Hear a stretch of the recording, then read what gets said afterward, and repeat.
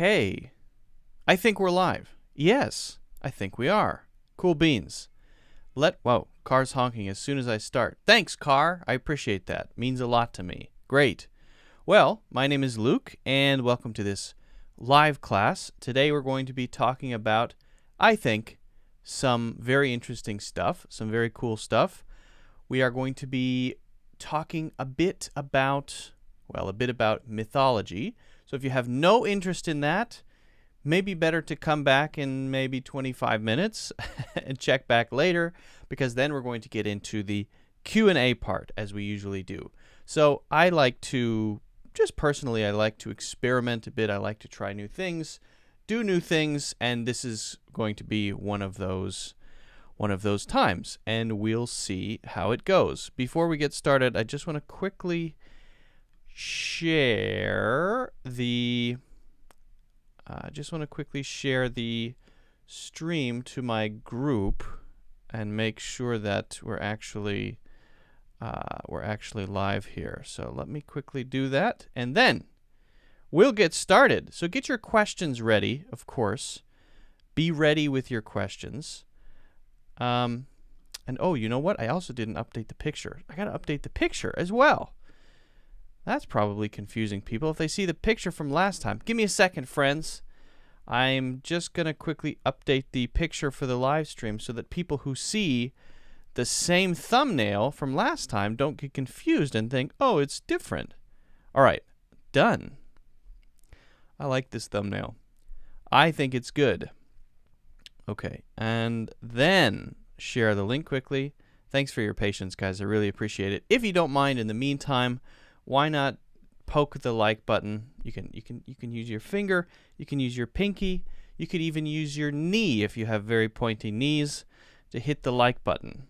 Don't use your tongue, because these are times when germs spread very easily, so I don't recommend that. You can use your nose, though, if you like, as long as you sanitize it afterward. So that's okay. That's okay. All right, so that's been shared now. We should be good to go. We should be good. So, as I usually say, if you want to make sure you catch the future live streams that happen, be sure to follow or subscribe so that you can do that. Otherwise, you won't be notified. They'll be going on, and you will miss every single one of them. And that will be very sad. That's the saddest thing I can imagine. Also, if you wouldn't mind and want to support the channel, want to help the channel, you don't have to give me money. You don't have to do anything. Just hit the like button. That's all you have to do. Hit the like button. Also, another thing that I usually say, if you are an English learner, which I imagine most of the people here watching are, if you're not, what are you doing here? Get out. I would imagine most of you watching are English learners, because that's who this is for. If you are, then if you're interested in seriously working on your spoken English skills, and you're very serious about that, I can honestly recommend my courses. If you go to the link, it's the first and only link in the description, and you click on that. Maybe not the only one. There might be a couple. It is the first one, though. Then you can find my courses. Right now I have 11. And so you can sign up for one or several of those if you're working on your English. How about that? And I guess then you would be giving me your money. But you're getting something too, right? So it's a trade. That's how things work. That's how money works. All right, enough about that. I see we have a few people in. We've got Gertie. Hey, Luke, what are you doing? Well, other than giving a live class here, I have got a few things to do later this evening. I'm helping my mother build a website, which is actually pretty fun.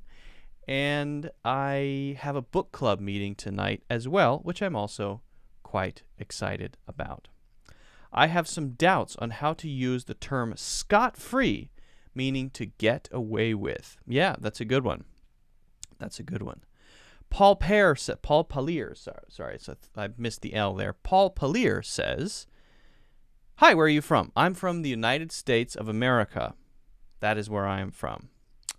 That's where I come from. You're feeling kerfuffled. That's a real shame. Sorry to hear that. Hopefully you get better soon. I am feeling unkerfuffled, but that's just me. Now, I want to answer Sergio's question because it's not a bad question. So we'll talk about that, and then we will get into our main thing, our main piece. Well, that feels you feel dejected, kerfuffled and dejected.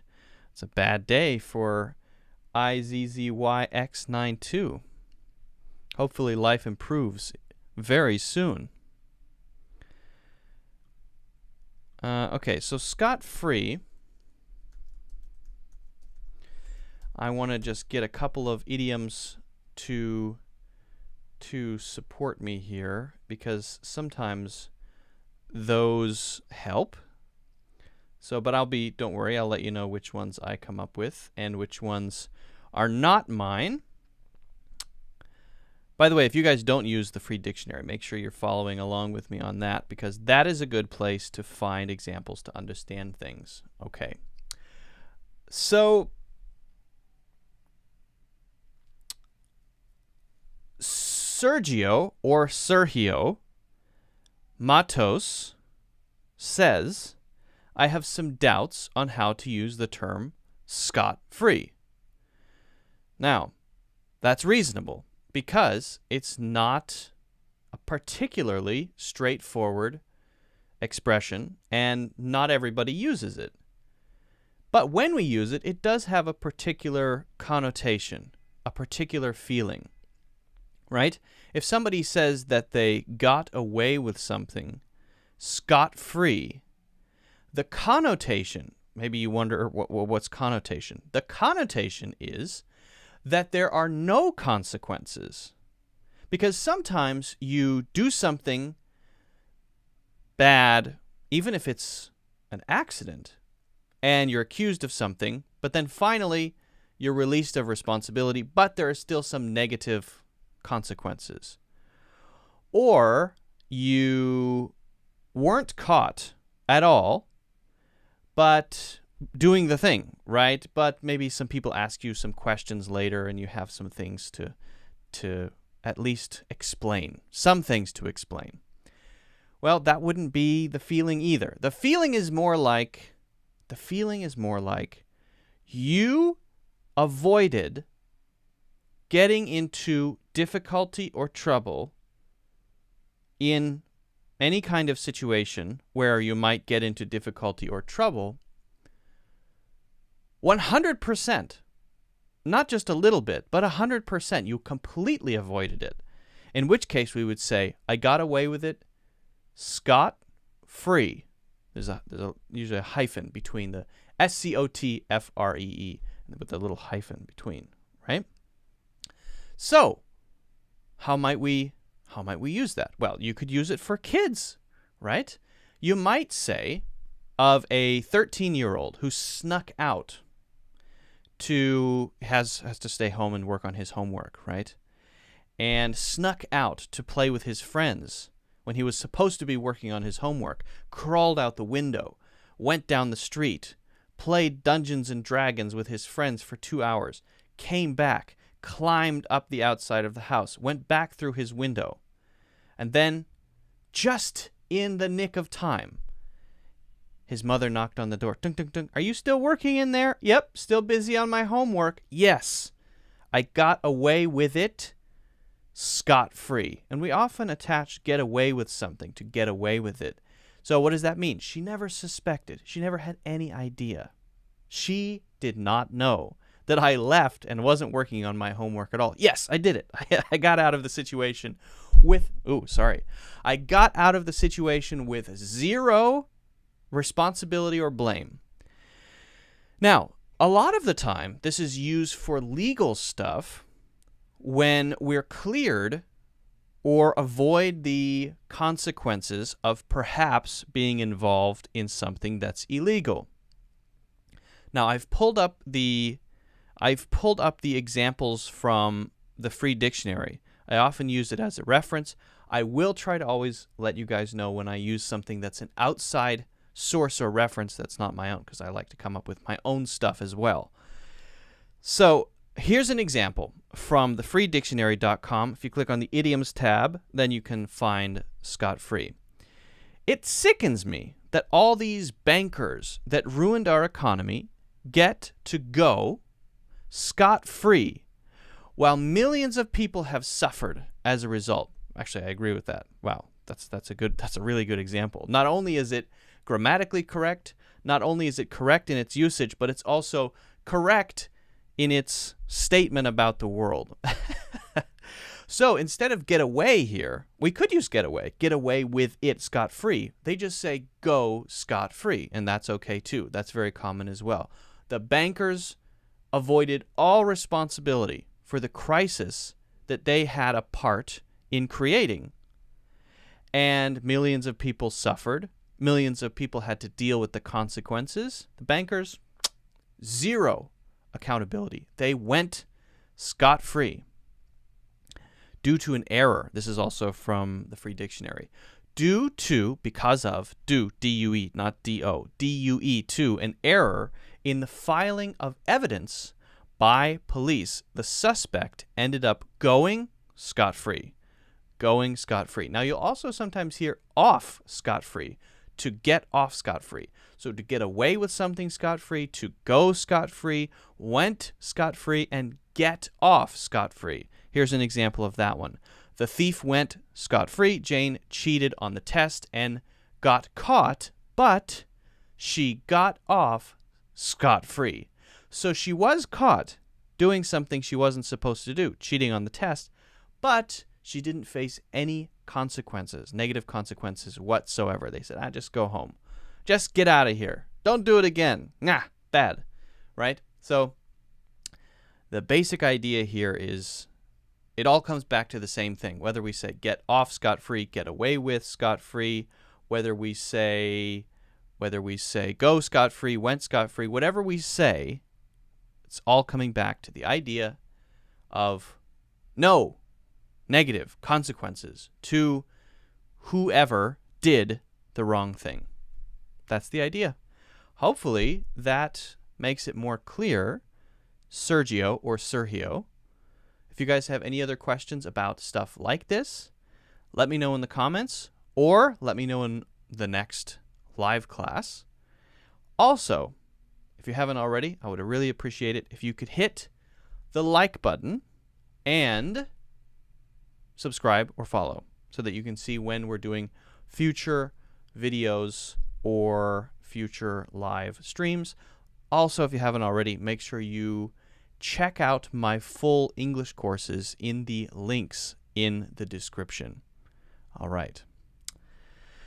Okay, so I hope that did answer your question. Fatty is here. Karina Lugo, welcome, welcome. Vampire-ish Raptor 60. Hi there, man. Hello there, Vampire-ish Raptor.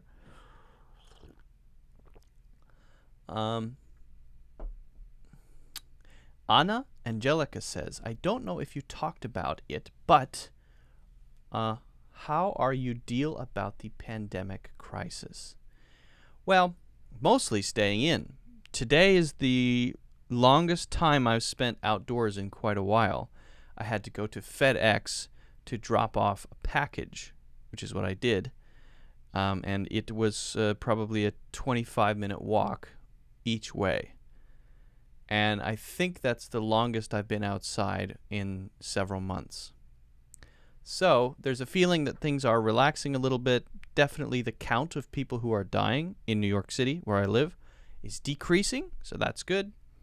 And now the new thing is the protests and the riots that are happening, and not so much COVID-19. Even though it's still going on, it's still happening, people are still dying, infections are still happening, but it seems to be kind of losing some of its, you could say, losing steam. Yeah. Good question. Thanks. Thanks for asking. Thank you for showing your concern. Yep, no problem. Sergio. Hi, Luke. I want to ask you about how to prepare for the IELTS exam. Well, that's a pretty big question, right? Because there are many parts to the IELTS exam. I think you should prepare for the IELTS exam. It's a great exam for evaluating your English level, but maybe we can just talk about it broadly. And then, guys, then, I have a thing I want to talk about.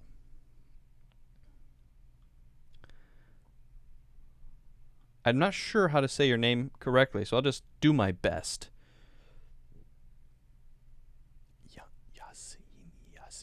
Yasin? Asnam. There's an A-S-N-S. How do I say that? Asnsam. Okay. Well, this is gonna be a disaster, but let me try my best.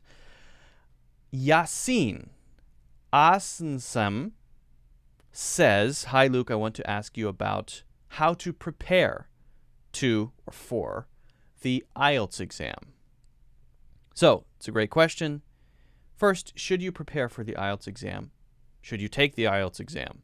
Well, some people have to. If you are a student who wants to study, for example, in the UK, Canada, Australia, New Zealand, maybe South Africa, you probably have to take the IELTS exam. The best score on the IELTS exam is a 9, but most schools would regard something like a 6.5 or a 7, they have different requirements, as passable. Right? So a 9 is not the expectation. That's the highest possible score. Whereas a 5 or 5.5 or even sometimes a 6 is not high enough. Now the IELTS has 4 parts. There's the reading part, there's the speaking part, there's the listening part, and there is the writing part. Did I say all? Is that all 4? Did I repeat any? Yeah. Reading, listening, speaking, writing. Right. So, sorry, there's a thing in my eye. So, how do you prepare for this exam which has these 4 parts? And I think there are a couple of big ideas that you should keep in mind and then a few specific ideas. And this is not going to be complete because there's no way within a period of a few minutes that I could tell you everything that you need to know about how to prepare for the IELTS exam. It's a big exam. You have to work at it very hard. There are people who dedicate all of their time to preparing, helping people prepare for the IELTS exam. Teachers who have YouTube channels focused on only IELTS. So just know that I'm not going to be able to give you an answer that will satisfy you completely, but I will do my best. You should probably go on wherever you are, YouTube, Facebook, and find a channel that is focused on IELTS. That will be a good idea.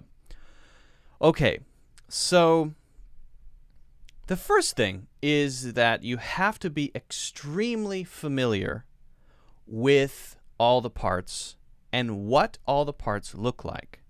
So if you go out and you buy one of those sample books to see sample answers, the value of that, one of those IELTS test prep books, buy it. Yeah, great. The value of that, though, is not in, oh, I need to learn exactly how to say what is in the sample answer. That's not the point, really. The value of it is to, number one, learn how the test works.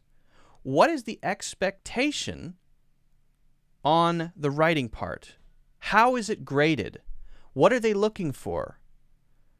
Is using idioms more important? Or is it more important that I use perfect, complete sentences, even if I don't use a lot of complicated idioms and vocabulary? And then generally there is a hierarchy there where, yes, if you use a very difficult word or idiom, that's great, but it has to fit inside of a really good sentence. And that will be a priority. Having clear sentences, even if they're a little simpler, is better than terrible sentences, terrible grammar, and really professional words. So you have to figure out what the hierarchy, what the order is of importance. What's the priority for the person who's evaluating you? And reading one of those books is actually a good way to figure that out. You get a guide of what's important and how things are graded. What does it look like to get an 8? What does it look like to get a 9? Doesn't mean you need to get an 8 or a 9, but you have to know what the requirements are, not only for the writing part, but also the reading part, the listening part and the speaking part.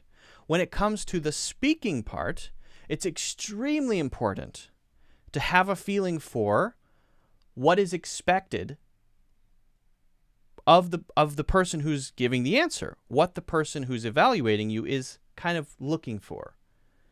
And again, checking out another channel that's focused on IELTS, that's a good idea, or getting one of those books and looking at sample answers and getting familiar with the kind of prompts that you get. For example, in the speaking part, there are 3 parts. There are 3 questions in the speaking part of the IELTS test. Question 1, they don't want you to just talk and talk and talk. It's okay if you give a very short and sweet and simple answer to the questions that they ask, because the first part is really just breaking the ice and getting some basic information. The second part is a lot more important than the first part. The second part is where you have to be able to organize your thoughts clearly. You have to make sure you include all of the elements or pieces of the question in your answer. You have to be a storyteller. You have to be able to talk about basic details and then make the person listening to you feel like you know how to express your memories. You know how to talk about what happened to you. You can tell a story. And that's very important as well, right? And then for part 3, which builds on part 2, sort of follow-up questions to part 2, then you have to be able to deal with live situation. You don't know what they're going to ask you. You don't know what they're going to say. You can prepare for part 2 pretty well because the questions are very structured. You know what they're kind of going to look like, and they really just change out the topics. But the question has the same format, right? So if you prepare in your mind for 100 question possibilities, and you say, okay, if they ask me this, I'll say something like this, and they ask me this, I'll say something like that. You can prepare for that, but you don't know what they're going to ask you in part 3, right? And that is true for each part. So, if you want to prepare for IELTS, be a fluent knower, this sounds silly, a fluent knower of the format of the test itself. Deeply know the test. Deeply know how it works. Number 2, get ready for what they might ask you. Prepare your mind for the possibility of being asked about this or that, and then practice giving answers. Practice, practice, practice. Not only input, but also output. So that comes to the output part. When you're getting ready for doing something, when you're getting ready to have output, you need to do output, right? And so the most important thing you can do is practice writing. Practice organizing and writing quickly based on prompts from the IELTS book that you get. Practice prompts, practice questions. Write 1 or 2 or 3 answers per day if you're serious about it. Do it so that it's easy for you to at least do it, even if it's not perfect. For the speaking part, if you can, get a teacher who can give you feedback. It would probably be worth some 1-to-1 lessons. Take 15 lessons with a teacher. Spend some money on it. Spend money on that, right? Because they can give you feedback. They can tell you what sounds natural, what sounds unnatural. They can give you feedback that you can't see yourself, okay? But then, once you're done with that, or during that process, then practice doing the speaking parts, especially part 2 and part 3, by recording yourself. You have one of the questions from part 2. You have to include different parts of the question in your answer, okay? So you pick one question at random. You pull it out of a hat. You have many questions prepared, and you mix them up and pull it out at random. Then you try your best to answer the question, including all the parts. You're recording it, and I would recommend using software called Otter, which not only records it, O-T-T-E-R, but also gives you a transcript of what you said in real time that you can review.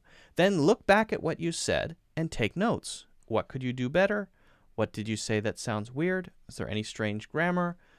Try to make progress there. At the very least, doing this input, learning the structure, and output, practicing all the parts again and again and again, you're going to feel more confident. And confidence is a big part of doing well on an exam. So even if you don't get a 9 or an 8 or even a 7.5, you might be able to get a 7 because you feel good going into it. Whereas if you go into it nervous and shaking and I don't know what's going to happen, I don't know what's going on, then you're going to perform worse, not because you're not smart or you're not capable, but because you don't feel ready.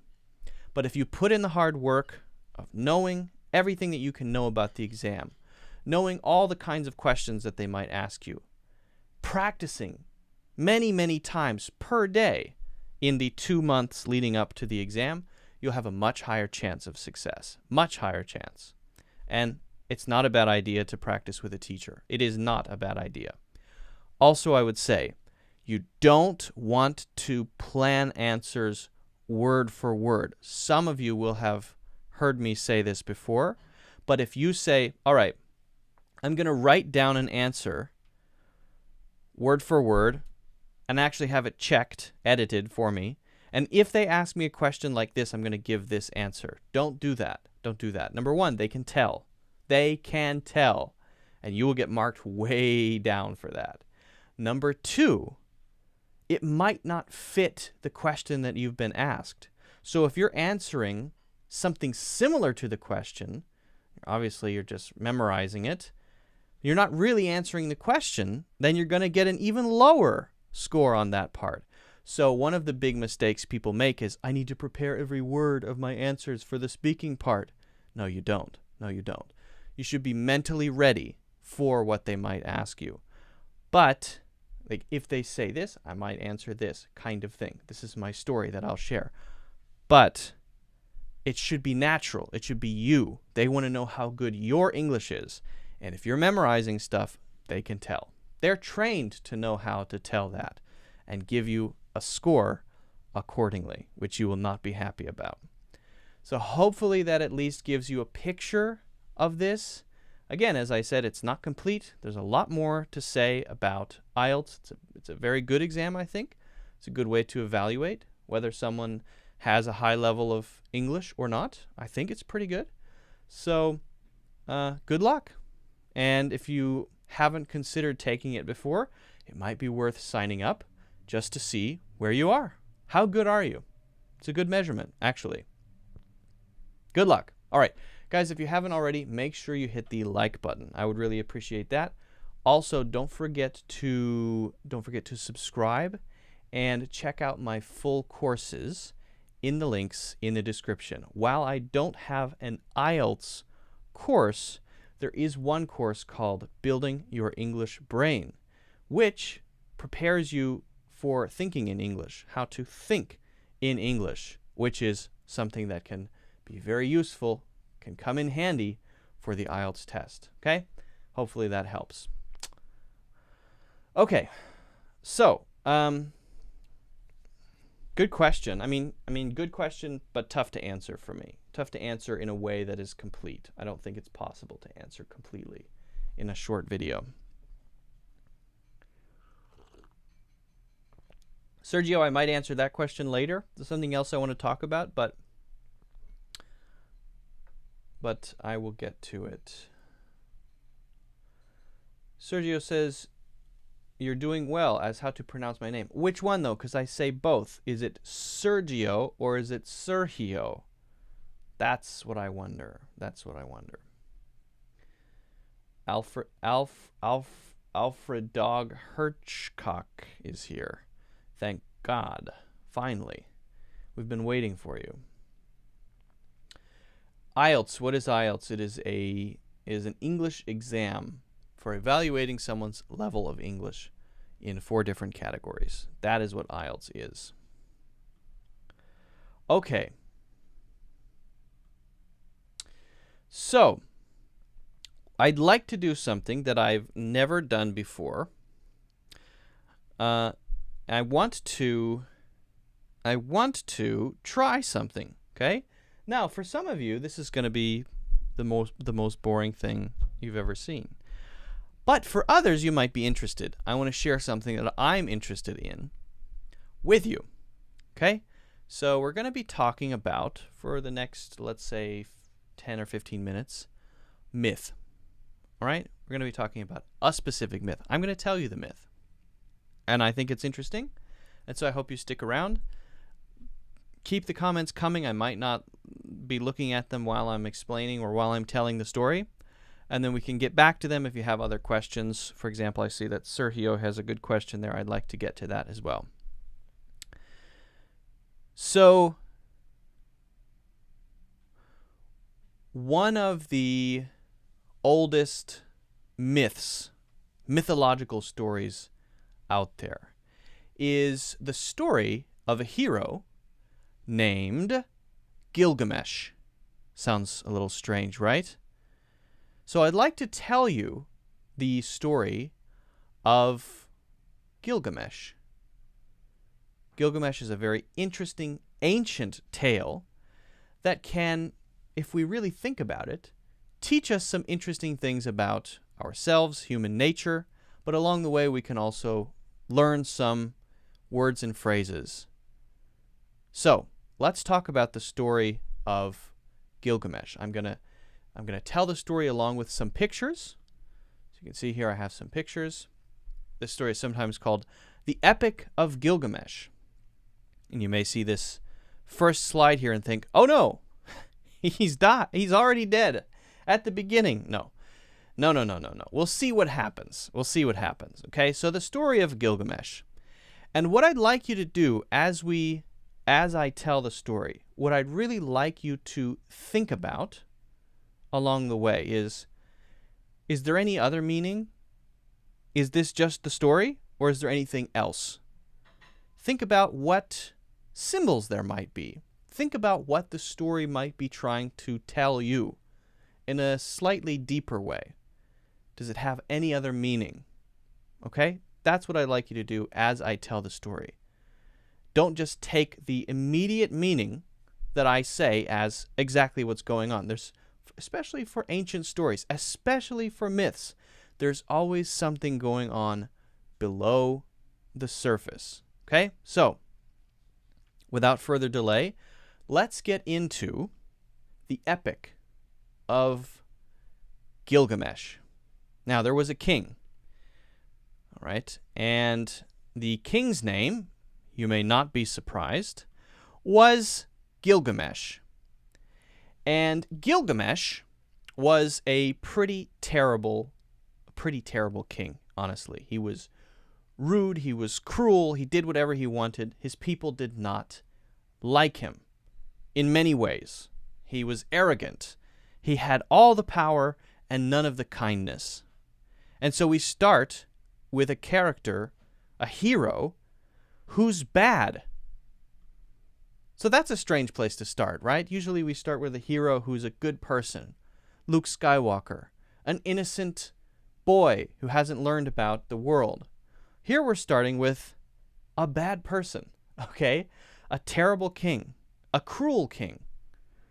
And I'm not even saying all of the stuff that he did, because if I did, then this video would be immediately banned. It would be blocked. So he did some really bad stuff. He was a bad guy. Now, before we get into sort of the details of this, let's just cover some basic terms, some of the basics, so that as we go along, you're not surprised by every single word that pops up. Okay? So, this is a Sumerian tale. This is where it comes from. This is the origin. We're dealing with mortality, which is what it means to be a person or a thing that lives a limited life and may eventually die, will eventually die. Immortality is then the opposite of that, which is living forever, which sounds pretty nice, although it depends on what immortality looks like for me, right? If I have to live in a little box for forever, then that doesn't sound so good. But certain types of immortality, not so bad. So being mortal, mortality, immortality, these are opposites, okay? Heroism is the characteristic of a hero. Now, I said Gilgamesh is a bad guy. So is he a hero now? No, we'll get there. He might become a hero, so pay attention to that. When is the moment when he changes? We'll get to it, and I want you to think about it, okay? Heroism is a characteristic, it's a quality, but it's also subjective, meaning that we might have different ideas about what that is or what that means. Your opinion about when he goes from bad guy to hero may be different than my idea. Maybe you never think that he does. That's okay. It's up for interpretation, okay? Now, we also have the idea of a threshold. I want you to think about the threshold. A threshold is like your doorway. You go from outside to inside or inside to outside. You go from one place into another place. So I'd really like you to think about the meaning of thresholds as we go, okay? I want you to think about the transition from one to another, okay? Now, the city where we start is Uruk. This is where he's the king. We're going to be going to the cedar forest. A cedar is just a type of tree, like a pine tree. And then there will be the Sea of Death. We'll get to the Sea of Death, and you'll see what that means when we get there. Important people here, obviously Gilgamesh, he's the hero. Enkidu, and Enkidu is the friend of Gilgamesh. We'll learn about Enkidu. Humbaba, and I'm not sure if it's pronounced Humbaba or Umbaba, but there's no one around to correct me, so who cares? Ishtar, she is a goddess. Siduri is a kind of goddess, and then there's also Utnapishtim. Now, these are all kind of strange words, but they're going to be important characters. So these are all important ideas. I want you to just keep these things in your mind as we move along. All right, so we've got this bad guy. We've got this bad, rotten, smelly, terrible king, and his name is Gilgamesh, and he's cruel to his people. I think you can see behind my text here, I think these are his people complaining, oh, Gilgamesh, he's bad. Ah. I think that's what they're doing. I think that's why their arms are up in this relief here. They all of them have their mouths open. They're not happy. They don't seem happy at all. I could be wrong. I'm not sure. Now, the first sort of stage in this is the meeting of Gilgamesh and Enkidu, and how these two became friends, and how the friendship began the real journey, the real hero story of Gilgamesh. So the people hated their king, and they prayed to the gods. I don't know who the gods are. They're the gods, okay? So they prayed to the gods. And the gods listened and said, oh, you want us to do something about that? Sure. Okay. So they created a being, a powerful being named Enkidu, who lived in nature, was in touch with nature, and was generally a good person, but kind of a wild man, right? And Enkidu, the gods thought, was or could be the rival of Gilgamesh, the only one as powerful as Gilgamesh. That's why the gods created Enkidu. So Enkidu went to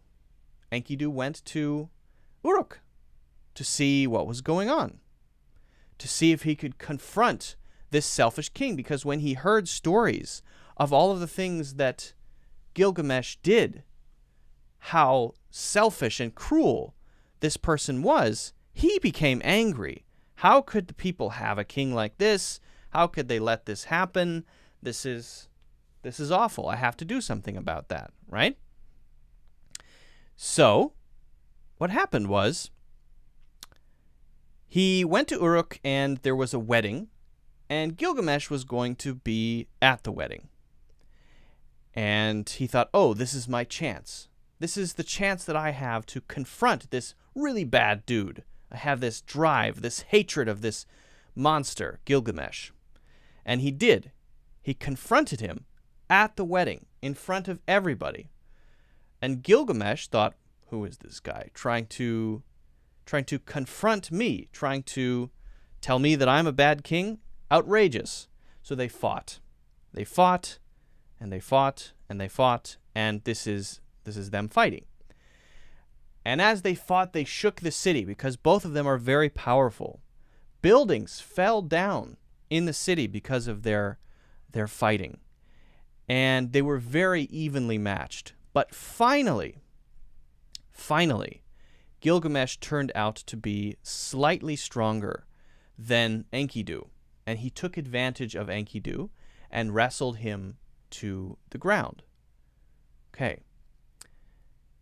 Now what happened after that? Well, what do you think happened? What happened was that Gilgamesh, having finally met someone who could tell him, you're a monster, you're bad, and I'm as powerful as you are. I'm not one of your subjects. I'm as strong as you, and I'm telling you that you're wrong. It forced Gilgamesh to realize that maybe that was true. He didn't completely change right away, but it made him recognize that someone as powerful as him could be on the other side, could be good. And so they became very close friends, and their friendship was very important to each of them. They became like brothers. So what do brothers do? As soon as you have a best friend, what do? You've got to do something together, right? So Gilgamesh said, after a while, we're friends now. And he was becoming a slightly better king. We're friends now. Enkidu, what should we do to honor our friendship?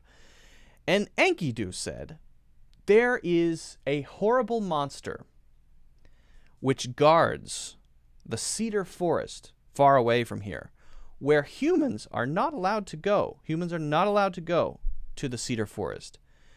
This monster is called Humbaba.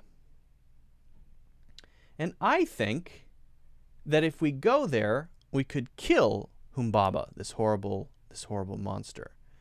And Gilgamesh said, yeah, that sounds great. That would be a great thing to do as friends.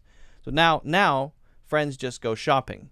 Instead of going shopping, Gilgamesh and Enkidu decided to go kill a horrible monster in a cedar forest. It's just what friends do. It's the same kind of thing. Instead of going to the mall, they went to kill a monster. So, before they left, they decided to get their weapons and see Gilgamesh's mother. Now, I forgot to mention that Gilgamesh's mother was actually a goddess, a female god, a goddess. So, they went to his mother, and Gilgamesh said, hey, Mom, this is my new best friend, hee. His name is Enkidu. We're friends. We're going to go kill Humbaba. Sounds like a little kid, right? Mom, we're going to go kill Humbaba. This is my new best friend. We're going to go outside and play, right? It feels like that. It feels very innocent and childish, even though it's these powerful people. It's very interesting, I think. Okay, so Gilgamesh's mother adopts Enkidu as her son, and so they become actual brothers. Their friendship is that deep. She adopts him. So they go off together with their weapons to the cedar forest. And as they stand at the threshold, between the cedar forest and outside the cedar forest, they pause. And Gilgamesh calls on the help of a god that he worships and asks his god of the sun, for guidance through the cedar forest. And then they step into the forest. And this forest is dark and scary and full of strangeness. And several days pass all along this sort of journey through the forest. As they pass through the forest, they start to feel more sort of nervous, a bit more afraid of the potential danger of this horrible monster, Humbaba. I think the name of the god that Gilgamesh prayed to was Shamash. Shamash, perhaps. I could be remembering that wrong, but I think the name of the god was Shamash. Finally, they reached the place near a tall mountain where the largest tree, the largest pine tree or cedar tree, was. And there they found the monster, Humbaba. a terrible monster.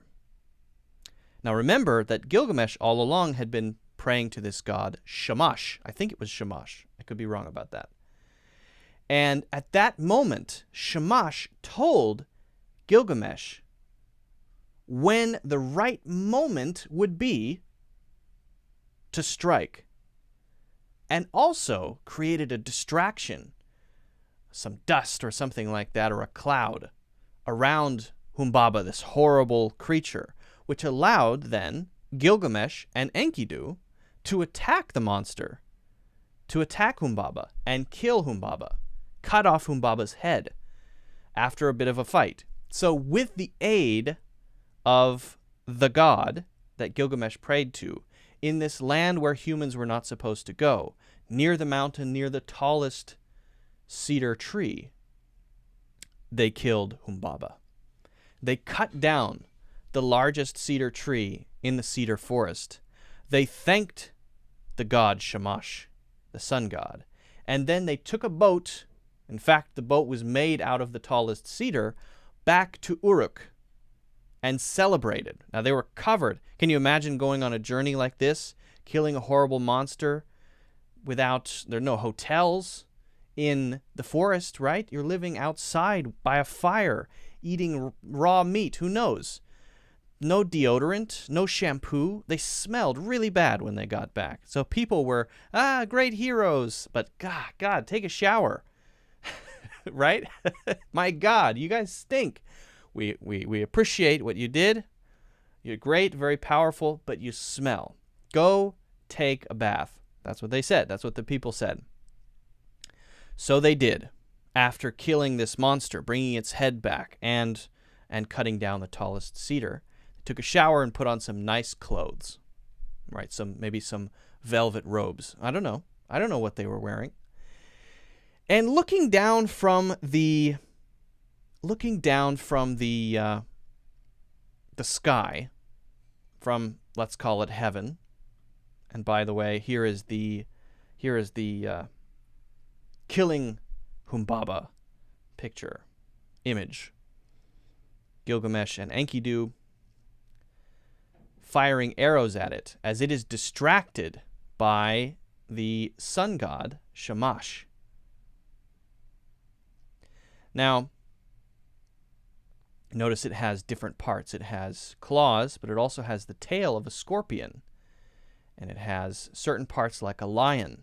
It was one of those monsters that are made of many parts. In fact, in a lot of old myths, there were parts of different animals on one horrifying creature, as though to make it scarier, they would add parts to it to make it more scary, right? The same thing happened in China with the monster called the Nian. And that monster, which is part of Chinese mythology, was also made up of different aspects, different parts of different scary animals. Okay, so anyway, they get back, and they are celebrating. They're in clean clothes, and as they are celebrating in their nice robes, a goddess is watching from heaven. And her name is Ishtar. She's the daughter of a very powerful god. And she goes to Gilgamesh, and she says to Gilgamesh, listen, Gilgamesh, you smell nice. And you're very handsome. Your robes are very nice. You're a very powerful man. I am a goddess, so I'm obviously more powerful than you are, but for a man, not bad. You look good. I like how you look. I want you to be my husband. Gilgamesh knew all about Ishtar.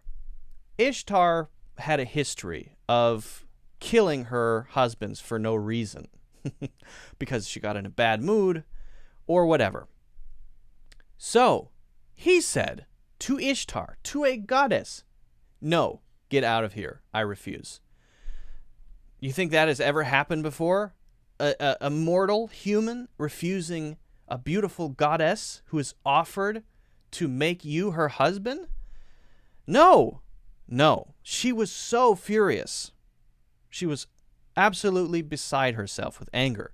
So she went back up to heaven and talked to her father, who's a powerful god, and said to her father, "Father, I am very angry about Gilgamesh, who has rejected me, and I want you to kill him."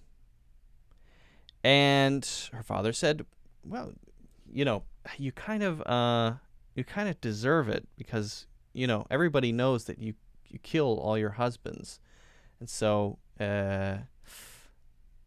kind of deserve it." He was kind of like a father in that way, giving some tough love to his daughter.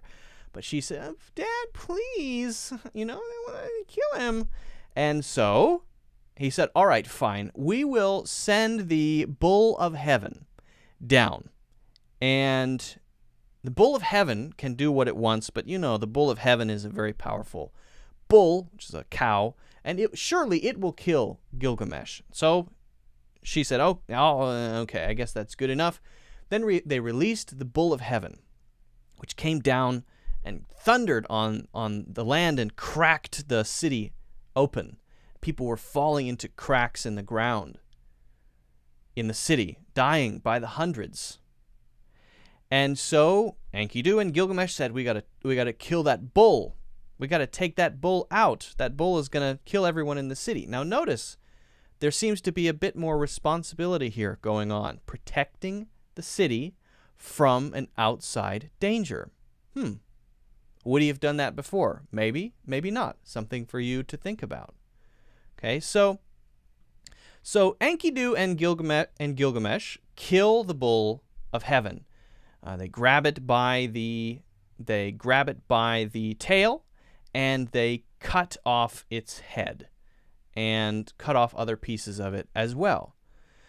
And Ishtar is very upset, but there's nothing that she can do. They've killed the bull of heaven. She can't go to her father anymore. And in fact, Gilgamesh slaps her with a piece of the bull.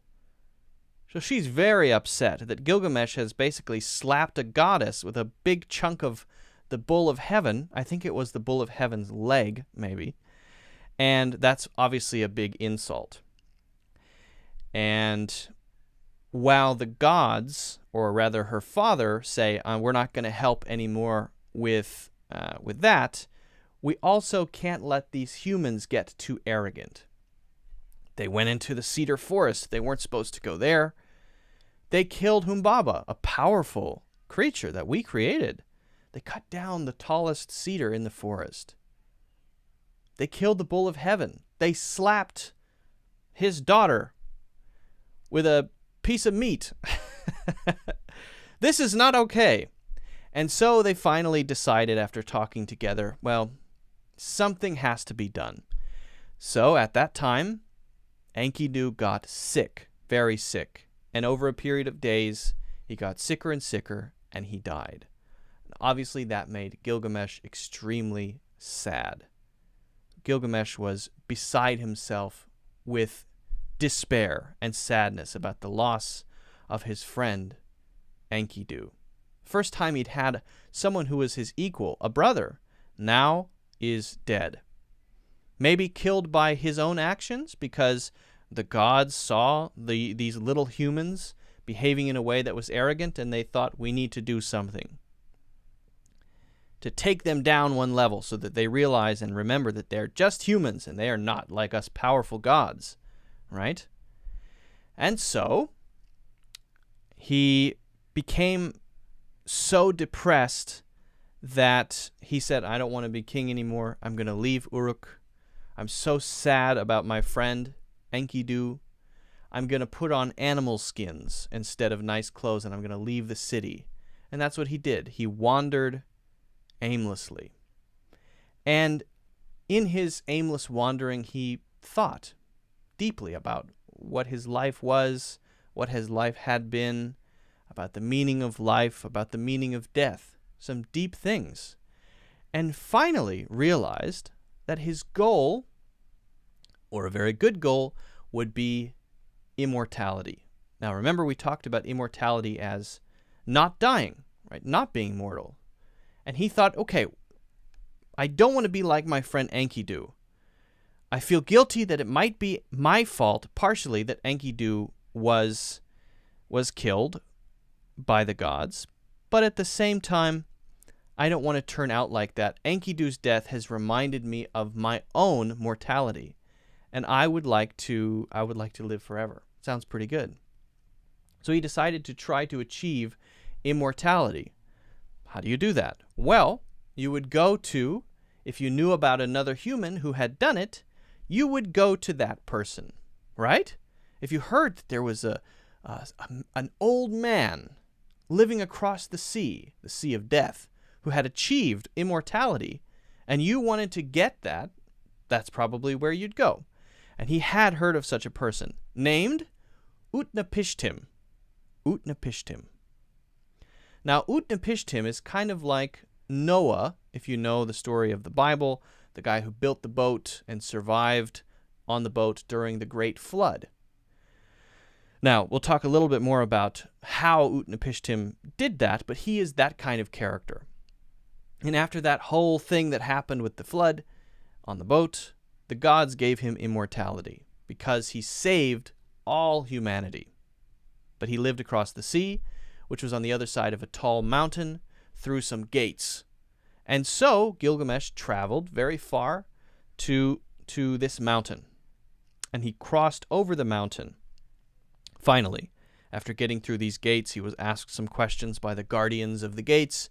He passed through, went over the mountain, and found himself, bizarrely, at a kind of bar or tavern or pub where he met someone who was like a goddess named Siduri. Siduri is the goddess of wine and drinking, and I think wisdom and other things as well. Usually gods and goddesses have different roles, right? So he met Siduri. Siduri is the person running this tavern. Don't ask me why a goddess would be running a tavern. It sounds like a kind of a fairly low level profession, but that's what she was doing. And so he asked her, "How can I achieve immortality?" And she said to him, "If you want to achieve immortality, you're on the right track." Oh, hold on a second. My slides are messed up. Oops. Let me get to the right slide here. Sorry, guys.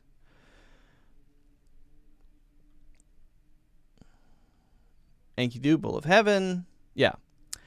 He met, so Gilgamesh met Siduri and got guidance, and she said, "You're on the right track, but if you want to get to Utnapishtim, this immortal man, you have to cross the Sea of Death, and in order to do that, you have to find a boatman, or someone who can take you over the sea. The only person I know is someone who lives near the sea, who knows a lot about boats, and his name is Urshanabi." So Gilgamesh said, "Oh, thanks a lot. I appreciate it. I'm going to go find Urshanabi." And I think they had a drink together. They may have had a beer together. And then Gilgamesh left Siduri after she gave him the advice and went to find Urshanabi, the boat person. Okay. So Urshanabi met Gilgamesh. Gilgamesh explained the situation. Urshanabi said no. He gave Gilgamesh a task. He gave him several tasks, which Gilgamesh had to complete. We don't need to go into that, but he had to do some trials. And then, with the wood that they gathered together, Urshanabi and Gilgamesh built a boat. And they went across the sea to the place where Utnapishtim, this old guy who was immortal, who had achieved immortality, lived. And he said to Gilgamesh, who are you? Kind of in a disinterested way, right? Not that interested in Gilgamesh. Just some guy, who cares about you? And Gilgamesh asked about his story. He said, "How did you achieve immortality? How did you become the great Utnapishtim? And can you tell me how? Because that's what I want." And Utnapishtim said, if you want to achieve immortality, you have to do something great. What I did was, a long, long time ago, I found out from a god who told me that the world was going to end by a flood. Instead of just letting it happen, I decided that I would build a great boat and save myself and some of those around me. And as a result of that, everyone else was killed, except for me and those around me. I saved humanity. I had children, their children, their children, their children. Because of that, I was given immortality. So he finally, after a conversation with Gilgamesh, says, if you want to be immortal, you have to stay awake for 7 days. First, step 1, some trials, sort of like the boat, except now it's about immortality. Stay awake for 7 days. Gilgamesh said, okay, fine, I'm going to stay awake for 7 days. Immediately, he fell asleep. So he failed right away. Right at the start of his trial, he fell asleep. And so, obviously, he was, stupid Gilgamesh, why did I do that? Angry at himself, of course. He then said, is there anything else I can do? And Utnapishtim said, well, there is a plant at the bottom of the sea that can make life much, much longer. It can prolong your life, maybe indefinitely. So if you get that plant at the bottom of the sea, you will be able to live a very, very long life. And he said, okay, that sounds good. That's the best I can do. Maybe not immortality, but at least I can live a very, very long life. So he said, thank you, Utnapishtim. And Utnapishtim said, yeah, get out of here. Don't come back. So he left with the boatman, Urshanabi. They got on the boat. And in the middle of the sea, when they were right in the middle, Gilgamesh put some stones around his feet and held his breath and sank down to the bottom of the sea. Grabbed some of this magical plant at the bottom of the sea and then came up with this plant. So now he thought, I have at least this plant. All of my journeys, all of my travels, my sadness and my despair, at least I have this thing I can bring back. But his first thought was, I will give it to the elders of Uruk when I get home. I will have some for myself as well. But his first thought was, I will give it to the elders of the city of Uruk, the older people, maybe the important people in the city.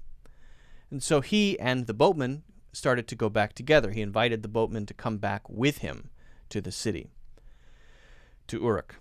And so they started going back, and on their way, at some point, he was taking a bath in a small pool.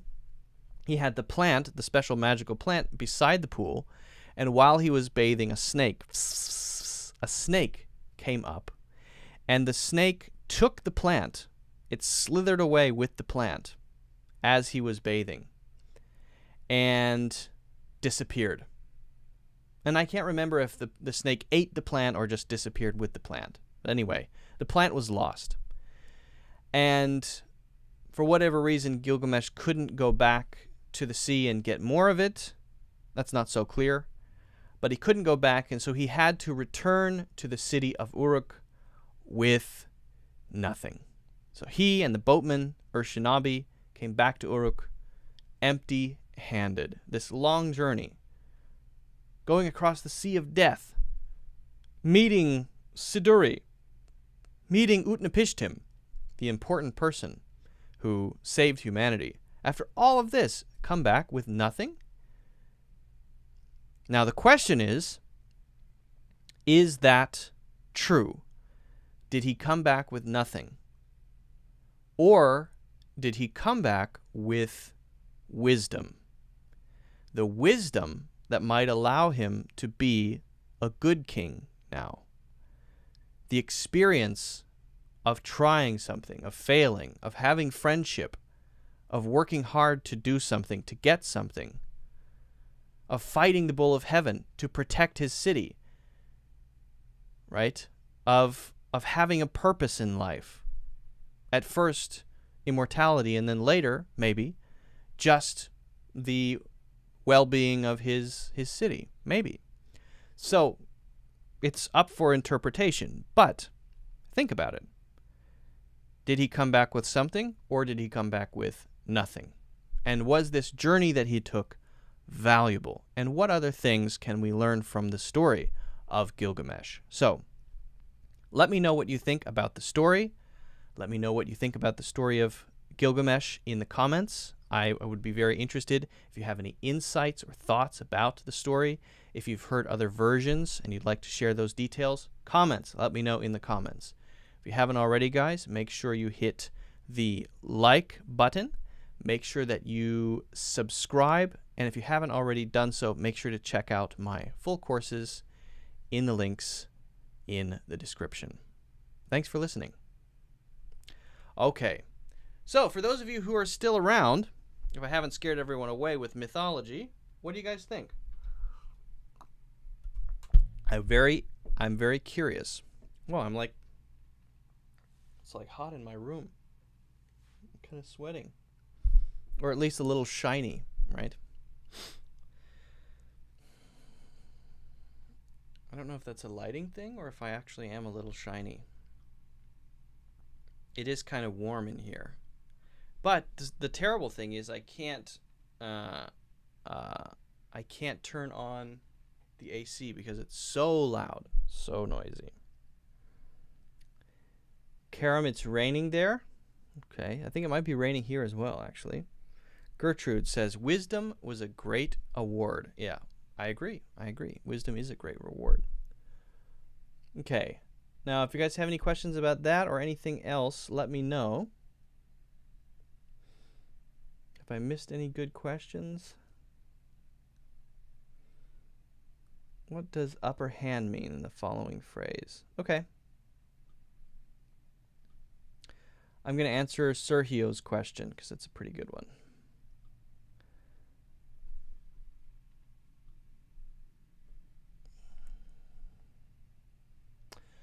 Sergio says, what does upper hand mean in the following phrase? He got the upper hand in the discussion over the match. So this is kind of a strange example. Upper hand is good, but the discussion over the match is a little bit odd here because usually we talk about having the upper hand in the match itself. We're talking about sports or in the discussion, but the discussion over the match? Okay. Well, let's just talk about what it means. So if you get the upper hand, you have an advantage. It doesn't mean that you've actually won. It doesn't mean that you're actually the victor. It doesn't mean that you've actually crushed or defeated someone. It just means you have the advantage right now. The upper hand goes to the one who's maybe ahead in points if we're talking about sports, or maybe who has the most support if we're talking about an election, or maybe who is, in the discussion that we're having, the one with the most logical ideas, the one who's able to express themselves best, right? That might be the person with the upper hand. We could use it in all kinds of different situations. Social situations, athletics, competitions, businesses, and usually it's an advantage given by something. We often talk about the cause. For example, two companies, they're in the same industry. One is a local company from this country. The other company is an international company, which is also here. Now, the local company might have the upper hand because the local government has given them some special privileges, given them some special access that the international company cannot get. So because of that, they can have the upper hand. Or maybe it goes the other way, and the international company, because they have so many resources, have the upper hand, not the upper man, the upper hand, because they have so many resources, because they have more money to spend. They can spend way more money than this smaller local company. But you could talk about that in a relationship too. In a relationship, a marriage, boyfriend and girlfriend, one has an advantage in some way. In a discussion, in a debate, in a sporting event, in economics, in whatever kind of thing where you can imagine one thing or one person having an advantage over another. Usually we're talking about what the advantage is and why it's there. That's also very important. What the advantage is and why it's there. Okay? So in this case, if we're talking about the match itself, we say the blue team, I don't know any sports teams, I don't watch sports, has the upper hand right now. They have an advantage because they're ahead by 2 and there's only 10 minutes left. They're ahead by 2. They're up by 2. There's only 10 minutes left in the match. They have the upper hand. Someone else might say, oh, yes, they have the upper hand right now, but what about maybe the other side can turn the tables. Turn the tables means change the advantage to the opposite. Or if we're talking about the discussion, maybe one person has researched or prepared for the discussion about whatever. And because of their research and their preparedness for that, they have the upper hand. The other person is kind of ignorant. They don't know what's going on. They don't have details and dates and numbers to give. But the other person has been researching on Wikipedia for the last 2 hours. So they have the upper hand. That's the idea. We're talking about advantage. We talked before about IELTS. If you want to do well on IELTS, if you want to have the upper hand, you need to know how it works, how the exam works. So hopefully that answers your question. Sergio, it's a good question. Thanks a lot. Guys, if you haven't already, don't forget to hit the like button. Don't forget to subscribe or follow, and also check out my full courses in the links in the description. Sure thing. Ezra says the journey he took was pretty important, as going through these trials and attempts has changed him. I do believe friendship had a good impact on his personality. I think that's a good comment to make. Friendship can be a transforming thing. If someone has a real friend, then that relationship can affect them in a serious way. So I agree with that, Ezra. Good point. And thanks for sticking around. Moroccan guy says, is it a Greek myth? It's actually a Sumerian myth. A Sumerian myth. Okay, any questions, guys? Any other questions? All right, well, thanks for the questions you guys asked. We'll probably do another one of these on Monday or Tuesday. Ezra says also, I think the value wasn't more about him being immortal. It's more becoming a better version of himself. Although depression had a heavy toll on him at first, then he managed to find greater purpose. I think that's something that is important to recognize in general in life. Sometimes the negative things force certain things to come out that then you can follow, right? So depression may result in finding a purpose in life. Because something terrible happened, it may result in finding another kind of purpose or meaning or value. I agree with that completely.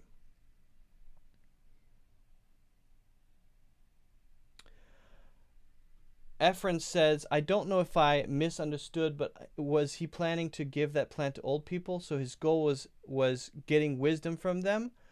Okay. So what I think happened here was it shows a change maybe. Before, Utnapishtim gave him the plant. If it were the old Gilgamesh, he would say, what would he do? He would eat it right away. He would eat the plant immediately and say, I'm going to live forever. But instead, his first thought was, what could make my city better? If the people with experience, the elders, had this plant too, they could carry their wisdom on, share their wisdom with more people, and the city would run better. And while I might take some too, I only want it so that I can help my people. So I think it's the idea of him not just being a selfish, cruel person anymore. It's a sort of sign that he's starting to think about others first, not himself. I think that's the idea. At least that's my understanding. I could be wrong. Yeah, thank you very much, Ezra. Well, if you guys, so listen, let me know what you think about the myths. I have other myths that I'd like to share in the future, but if you guys think it's not a good thing to do, not interesting, boring, then I won't do it. So just let me know what you think, and I would appreciate any feedback, even if it's very negative. I'm good at taking any kind of feedback. So let me know what you think. If you have suggestions, I'm all ears. All right. Well, thanks for watching, guys. I will see you in the next one, probably Monday or Tuesday. Stay safe, rest well, have a good weekend, and I'll see you later. Oh, guys, don't forget, like button. I would really appreciate it. Hit the like button. Make sure you subscribe so that you can see the future ones. And seriously, if you're learning English and you want to improve your spoken English, especially, I have full courses on my website. You can check those out in the link in the description.